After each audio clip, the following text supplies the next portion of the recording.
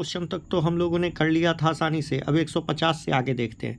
कहता है 151 number, the protein synthesis in animal cell occur. कहाँ कहाँ होता है एनिमल सेल में, तुम ही बताओ। एक तो राइबोज सेल में, एक तो साइटोप्लाज्म में हो सकता है, एक दो ऑर्गेनेली और थे जिनके पास अपना अपना राइबोजोम था, अपना अपना डीएनए भी था, राइबोजोम भी था। वो कौन कौन थे बताइए? प्लास्टिड भी थे, तीनों प्लास्टिड तीनों, ठीक है, और माइटोकॉन्ड्रिया भी थे। तो यहाँ भी हो सकता है। तो क्या आंसर जाएगा बोलिए? ओनली इन राइबोजोम नहीं, ओनली राइबोजोम नहीं, साइटोसोल में नहीं, और बोलिए, और बोलिए।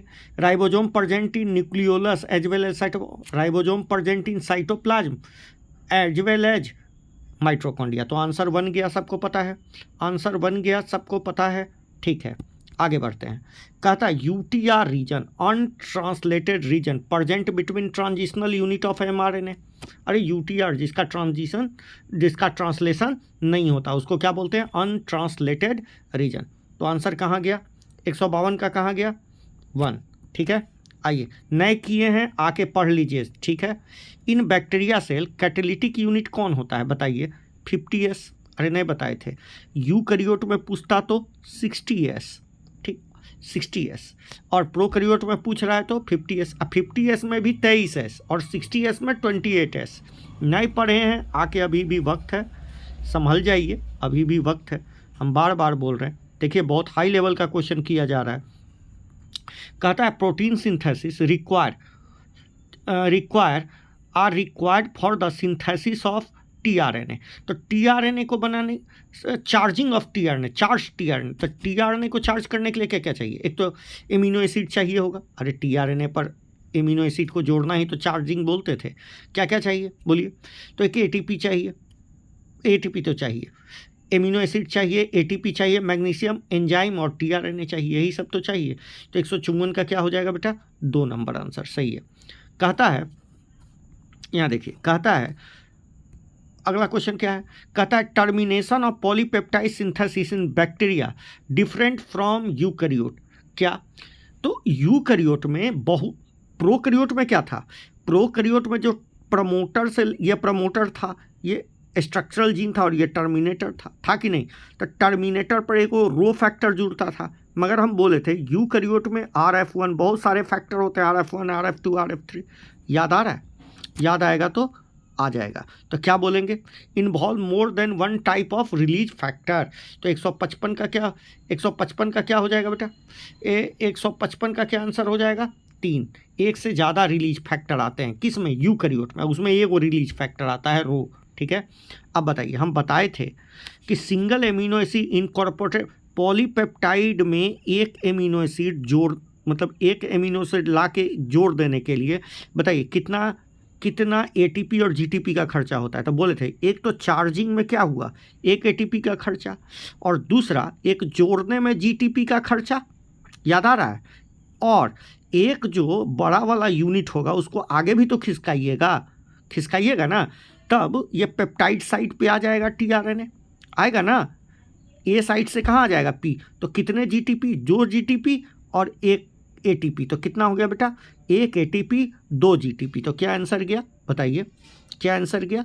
1 एटीपी 2 जीटीपी, 3 नंबर आंसर। ठीक है, आइए अगला क्वेश्चन।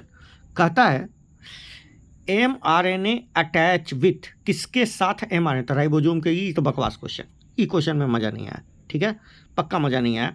158 नंबर क्वेश्चन देखते हैं।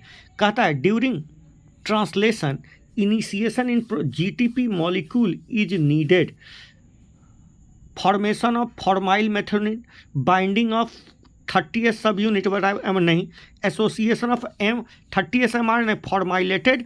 हाँ, तो 30S mRNA विथ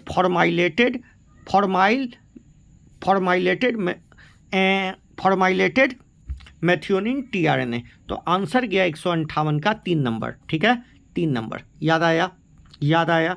अरे यूकैरियोट में ना मेथियोनिन आता है, और प्रोकैरियोट में क्या आता है? प्रोकैरियोट में आता है फॉर्माइलेटेड मेथियोनिन। याद आया? ठीक, आओ जी ही कोड करता है दोनों को। ठीक है, अब देखिए क्या बोलता है। What happened if the gene coding of polypeptide of 50 amino acid 25 में हुआ आ जाए। तो 25 देखिए 50 गो का है कोडोन पॉलीपेप्टाइड, तो 50 अमीनो एसिड है, ठीक है। और कहता है कि 50 में कोडोन आ जाए कौन सा, वा, तो UAU आ जाए, तो ये कौन सा कोडोन है, वा उआ उअग उगा, उआ उअग, तो उअग आ गया, उअग और उगा बताया गया, उगा। तो ये तीनों कैसे कोडोन है, अरे यार ये कैसे कोडोन है, स्टॉप कोडोन है, ये सब कैसे कोडोन है बेटा, ये सब स्टॉप कोडोन। हाँ तो सॉरी क्वेश्चन क्या है, कहता है कि UAU म्यूटेट होके क्या बन जाए, उआ, तो यदि उआ बन गया तो बताइए वहीं पर कोडोन रोक देगा, मतलब 24 एमिनो एसिड बनेंगे। कितने एमिनो एसिड बनेंगे, 24, क्यों भाई, था 50 का, 25वां पर उआ आ गया, उआ आ गया, पहले क्या था UAU, तो वो 50 एमिनो एसिड का पॉलीपेप्टाइड चेन बनता, मगर अब 25वां पर ये आ गया, तो ये तो कोई TRN कोई एमिनो एसिड को कोड नहीं करेगा, मगर इससे पहले वाला जो 24 को होगा वो 24 को क्रिएट किया होगा, तो 24 एमिनो एसिड का क्या बन जाएगा, पॉलीपेप्टाइड। समझ में आया, समझ में आ गया। अगला क्वेश्चन क्या है, अच्छा ये 59 हो गया, आइए नीचे देखते हैं 160 नंबर क्वेश्चन, अच्छे अच्छे क्वेश्चन हैं इसमें। अच्छा कहता है 160 नंबर क्वेश्चन कहता है in which of the following statement is true for protein synthesis, protein से, तो प्रोटीन से only one codon code for one amino acid, सही बात है, एक कोडॉन ही one codon code for one amino acid, हाँ। Which of the following statement true, ठीक है, one codon code for an amino acid, हाँ। Third base of codon is less specific, सही बात है, उबल हाइपोथेसिस, तो ये भी सही है बेटा और ये भी सही है। वन कोडोन एक ही एमिनो एसिड को कोड करता है, code for an amino acid, ठीक है। नहीं रुको, ये नहीं है, क्यों नहीं, एन एमिनो एसिड लिखा है, वन लिखता तब क्या हो जाता, one codon code for one amino acid, ये सही है। एक कोडोन ही होता है, नहीं ये तो गलत बात है, एक कोडॉन थोड़ी होता है बेटा, amino acid is coded by, मतलब one amino acid coded by more than one codon, ठीक है, one amino acid is coded by more than one codon, तो ये गलत बात है, तो आंसर होगा हाँ थर्ड बेस, जो जिसको आप उबल बेस बोलते हो, थर्ड वाले को उबल बेस बोलते हो, लेस स्पेसिफिक होता है, ये सही है। आइए 61 में क्या कह रहा है, drug streptokinase inhibit the process of, अब ये आपको याद रखना है 108 है, तो प्रोकैरियोटिक ट्रांसलेशन को रोक देता है। स्ट्रिप्टोकाइन, अरे भाई स्ट्रिप्टोकाइसिन क्या है, एंटीबायोटिक है, तो हम खाते हैं ना दवा के रूप में, ठीक है, तो वो ट्रांसलेशन को रोक के बैक्टीरिया को मार देता है। अच्छा, ट्रांसलेशन इज द प्रोसेस, अब बताइए ट्रांसलेशन में DNA RNA इज ट्रांसलेशन में protein is form from message of RNA message से बनता है, ये तो सब जानता है, ठीक है। 162 नंबर बेकार क्वेश्चन, ठीक है। आइए 163 कहता है, विच of the following is not correct about translation, start with AUG, सही है, स्टॉप्ड बाय टर्मिनेशन कोडन, ठीक है, based on operand model, occur in nucleus, बताइए ट्रांसलेशन कभी न्यूक्लियस में चलता है, नहीं चलता, कहाँ चलता है, साइटोप्लाज्म में, ये ज़्यादा अच्छा कहें साइटोसोल में। आइए अच्छा, साइटोप्लाज्म और साइटोसोल में अंतर पता है तुम लोगों को, साइटोप्लाज्म क्या होता है, मतलब साइटोप्लाज्म न्यूक्लियस को हटा दीजिए, न्यूक्लियस को जो बचा वो सब साइटोप्लाज्म है, और साइटोसोल क्या है, इसमें मौजूद ऑर्गेनेली को भी हटा दीजिए, अब जो बचा साइटोप्लाज्म ऑर्गेनेली को भी हटा दीजिए, तब जो बना उसको कहते हैं साइटोसोल, समझ में आ गया, चलिए ये भी क्लियर कर दिया। आइए कहता है how many ATP and GTP molecules are required respectively for incorporation 25 amino, तो 25 एमिनो एसिड लाना है तो 25 ATP चाहिए और दुगना GTP, क्योंकि हम जानते हैं एक को जोड़ने के लिए एक ATP और 2 GTP का खर्चा होता है, तो 25 को जोड़ने के लिए 25 ATP और 50 GTP चाहिए, तो कौन सा आंसर हो गया बेटा, डी नंबर। 164 का क्या होगा बेटा, डी नंबर। कहता है कौन ऐसा RNA है जो स्ट्रक्चरल एंड कैटालिटिक रोल भी निभाता है। तो कौन ऐसा आरएनए है जो स्ट्रक्चरल और कैटालिटिक रोल दोनों निभाता है? बताओ कौन ऐसा आरएनए है? तो आरआरएनए कैटालिटिक भी है और क्या करता है, स्ट्रक्चरल रोल भी, एक स्ट्रक्चरल भी है जिसको आप प्रोटीन का फैक्ट्री, प्रोटीन यही बनता है। ठीक है, चलिए अगला कहता है transfer of genetic information from polymer of nucleotide to polymer of amino acid. Polymer of nucleotide से मेरा यहाँ मतलब बड़ा शब्द घुमाया है, मतलब ये जो बात हम mRNA से प्रोटीन बोलते हैं ना, वही वाला बात को घुमाते। ये RNA हो गया और ये पॉलीमर ऑफ एमिनो एसिड मतलब प्रोटीन, तो इसको क्या बोलते हैं आप ही बताइए? ट्रांसलेशन। तो ये तो बकवास बात है, मगर क्या कीजिए, लेकिन मुझे घुमा के क्वेश्चन पूछ ले। आइए 167 नंबर क्वेश्चन करते हैं। ठीक है, translation refer to the process of, translation क्या है? तो पॉलीमराइजेशन ऑफ एमिनो एसिड। ये भी बकवास क्वेश्चन। आइए अब देखिए जीन रेगुलेशन पढ़ा चुके हैं, बताइए लैक ऑपरन कैसा है? पॉजिटिव रेगुलेशन की निगेटिव रेगुलेशन की? दोनों समझ में आ गया। और जबकि ट्रिप्टोफान ऑपरन निगेटिव रेगुलेशन होता है, पता है ना। चलिए फीडबैक किस में होता है? ट्रिप्टोफान में। ट्रिप्टोफान कैसा है? एनाबोलिक की कैटाबोलिक? एनाबोलिक। और लैक ऑपरन कैसा है? कैटाबोलिक। सब पढ़ा चुके हैं सब। ठीक है, आइए कहता है in lac operon regulator gene code for, regulator gene किसको कोड करता है? बताइए, ये किसी को कोड आउट करता है क्या? किसी को कोड आउट करता है? नहीं, ये एक्टिव रिप्रेसर है। मतलब रेगुलेटर जीन जो आई जीन होता है, इससे एक्टिव रिप्रेसर बनता है और वो जाके प्रमोटर पर बाइंड रखता है जब तक क्या नहीं मौजूद होता है मीडियम में, लैक्टोज मौजूद नहीं होता है। और जैसी लैक्टोज आता है, लैक्टोज किसको पकड़ लेता है? इसी रिप्रेसर को पकड़ लेता है। तब जो प्रमोटर इंड होता है उस पर कौन बैठता है? RNA polymerase. ठीक है, और वो आगे बढ़ जाता है और जेड वाई और ए का क्या करा देता है? क्या करा देता है बेटा? ट्रांसक्रिप्शन। क्या करा देता है? ट्रांसक्रिप्शन। आइए, ये पढ़ा चुके हैं बेटा, ध्यान देना। नहीं पढ़े हो तो आके क्लास में पढ़ लो, कांटेक्ट करो जिसको दिक्कत है। अगला, mark the incorrect option with respect. अच्छा, ओपरॉन का मतलब बैटरी ऑफ जीन, बहुत सारे जीन को एक साइड में सजा दिए, बैटरी बन गया, उसी को ओपरॉन कहते हैं।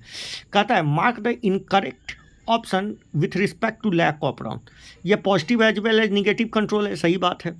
कंट्रोल ऑफ कैटाबोलिक पाथवे है, सही है। फीडबैक रिप्रेसर है, फीडबैक 9। 169 का क्या हो जाएगा बेटा? 3 नंबर। फीडबैक कौन होता है? ट्रिप्टोफान। ठीक है, चलिए ये बताए तो अभी तो बोले। इन लैक ऑपरॉन, लैक का मतलब क्या है? लैक mRNA, लैक mRNA में बहुत सारे क्या होते हैं बेटा? कहता है it has more initiation and termination codon, बहुत सारे इनिशिएशन और टर्मिनेशन कोडॉन हैं 170 का। ठीक है, अगला आइए, रिप्रेसर ऑफ लैक ऑपरॉन। बताइए, इज ए कॉन्स्टिट्यूटिव जीन। क्यों भाई? ये हमेशा एक्टिव, अरे हाउसकीपिंग जीन है भैया, हमेशा एक्टिव रहता है। ठीक है, चाहे लैक्टोज हो ना हो। ठीक है, ये हमेशा सिंथेसाइज करेगा क्या? अच्छा बताओ, लैक ऑपरॉन में क्या कॉन्स्टिट्यूटिव जीन है कि नॉन कॉन्स्टिट्यूटिव जीन भी है? दोनों है भैया। कॉन्स्टिट्यूटिव जीन कौन है? रेप्रेसर। अब बाकी सब कैसा है? Non constitutive. ठीक है ना। हाँ, वो स्विच ऑफ होता है, वो स्विच ऑन और ऑफ होता है, जबकि ये हमेशा ऑन रहता है। ठीक है, ये पूछा जाएगा आपसे, एक एक क्वेश्चन पूछा जाएगा। कहता है in tryptophan operon non proteinaceous apo repressor synthesise by R gene. Non apo repressor, वहाँ से जो बना है एपो रिप्रेसर। ठीक है, एपो रिप्रेसर इन ट्रिप्टोफान में कहता है enzyme produce by structural gene normally present in the cell. The enzymes produce by structural normally present in, ये सारे एंजाइम नॉर्मली प्रेजेंट होते हैं। ठीक है, मगर जब इसका अमाउंट घटता है तो फिर से ये क्या कर देते हैं? ये बनाने लगते हैं। तो ट्रिप्टोफान ऑपरॉन। ठीक है, आइए याद रखिएगा, लैक ऑपरॉन से ज़्यादा क्वेश्चन आएगा क्योंकि आपके लेवल में लैक ऑपरॉन है, ट्रिप्टोफान नहीं है। ठीक है, कहता है जीन विच इज रिस्पॉन्स, मगर दोनों पढ़ना है। द जीन विच, हमने दोनों पढ़ा है। अच्छा, सिर्फ दुए को होता है कि बहुत सारा होता है? एनसीईआरटी में देखिएगा बहुत सारा डील है, बहुत सारा होता है। ठीक है, आइए, gene which is responsible for synthesis of polynucleotide chain is called structural gene. क्या गलती मार रहे हैं? नहीं, स्ट्रक्चरल जीन, स्ट्रक्चरल जीन, ठीक है। आइए, which is true for tryptophan operon, बताइए। It is example of inducible operon, repressible और ऑपरॉन, ऑन और ऑफ, ये भी दोनों चीज़ हो सकता है। तो ये रिप्रेसर है, मतलब निगेटिव टाइप का है, और दूसरा ऑन और ऑफ दोनों होता है। जब ट्रिप्टोफान की कमी हो जाएगी तो ऑन हो जाएगा, ट्रिप्टोफान ज़्यादा हो जाएगा तो फीडबैक मैकेनिज्म से अपना ही सिंथेसिस को रोक देगा, मतलब ऑफ हो जाएगा। ठीक है, सब पढ़ा चुके हैं बेटा, सब पढ़ा चुके हैं। 174, ठीक है। अगला 175 कहता है the end product of metabolic pathway में bind a repressor to make latter active through the bind to operator. This in this case end product is called. End product को क्या बोलते हैं बताइए? इंड प्रोडक्ट को क्या बोलते हैं बताइए? को रिप्रेसर। क्या बोलते हैं? को रिप्रेसर। समझ में आया? को रिप्रेसर। अरे भाई, जो रेगुलेटर से जो बना उसको एपो रिप्रेसर बोले। एपो रिप्रेसर को रिप्रेसर से मिला और इनएक्टिव हो गया। आया याद? ये किसकी बात हो रही है? ये किसकी बात हो रही है? ट्रिप्टोफान ऑपरॉन की। आइए, क्या कह रहा है अगला? 176 which is repressible operon. Repressible किसको कहेंगे? इंड्यूसेबल किसको कहेंगे? तो रिप्रेसेबल उसको कहेंगे जो पहले क्या रहेगा? रिप्रेसेबल क्या रहेगा? पहले क्या रहेगा? पहले ऑन रहेगा, बाद में जो ऑफ हो जाए उसको क्या कहते हैं? रिप्रेसेबल। ठीक है। 176 का क्या दिया बेटा? 176 विच इज, अच्छा हाँ, ये बात भी सही है। ऑन इंड्यूसर थोड़ी, इंड्यूसर थोड़ी, तो ये गलत बात है। यहाँ देखो, जो एक्टिव रिप्रेसर इंड्यूसर मिलके क्या हो जाए? इनएक्टिव रिप्रेसर को रिप्रेसर, और मिलके क्या हो जाए? Active repressor. इनएक्टिव रिप्रेसर, ठीक है, को रिप्रेसर मिलके, को रिप्रेसर यहाँ कौन हुआ? को रिप्रेसर कौन हुआ? ट्रिप्टोफान। और इनएक्टिव रिप्रेसर जो कहाँ से बना? रिप्रेसेबल जीन से। तो ये दोनों मिलके क्या हो गया? एक्टिव रिप्रेसर, और ये जाके कहाँ बाइंड कर गया? ऑपरेटर जीन पे। ठीक है, ट्रिप्टोफान की बात हो रही है। What is lack? लैक का मतलब लैक्टोज है। 170, ये तो क्वेश्चन आसान हो गया। 177 तो आसान है। अगला ये कहता है 170 which is not produce by E coli in lacto. कौन नहीं बनता है? तो देखिए ना, जेड बनाता है बीटा ग्लैक्टोसाइजेज, ए बनाता है ट्रांसएसिटाइलेज, और कौन था बेटा? जेड। वाई क्या बनाता है? परमीएज। ये तो लैक्टोज डिहाइड्रोजिनेज नाम का एंजाइम नहीं बनता है। तीनों को ना स्ट्रक्चरल जीन होता है। स्ट्रक्चरल जीन में 3 गो होते हैं वहाँ। ठीक है, अच्छा बताइए, ये ओपरॉन सिस्टम को खोजा, क्लस्टर ऑफ जीन को खोजा किसने था बताइए? जो promoter operator gene and A regulator gene is discovered by Jacob and मोन 1961। डेटवा याद रखिएगा। ठीक है, आइए, the function of structural gene control by. Structural gene का फंक्शन को कौन कंट्रोल करता है बताइए? कौन कंट्रोल करता है? जल्दी बताइए। रेगुलेटर जीन, यही तो सबको कंट्रोल कर रहा है। आ रहा है समझ में? रेगुलेटर ही कंट्रोल करता है किसको? स्ट्रक्चरल जीन को। ठीक है, चलिए। अच्छा, जेकब एंड मोन साहब ने बताया। अरे रेगुलेटर कैसे? अरे यार, ये रिप्रेसर बना के, रिप्रेसर प्रोटीन, याद आया? हाँ, आई जीन जिसको कहते हो, रेगुलेटर जीन।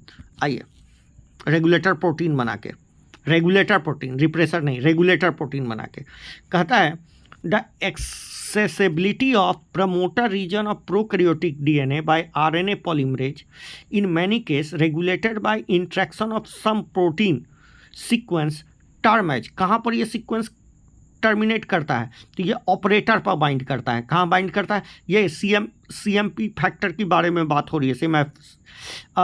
साइक्लिक CMP की बात हो रही है। साइक्लिक CMP 181 साइक्लिक CMP की बात हो रही है। बताए थे ना साइक्लिक CMP।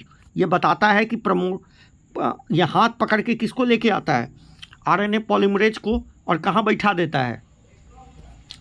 प्रमोटर पर। ठीक है, अगला देखिए, the regulation of regulation of lac operon by repressor is, lac operon में रेगुलेशन कैसा है?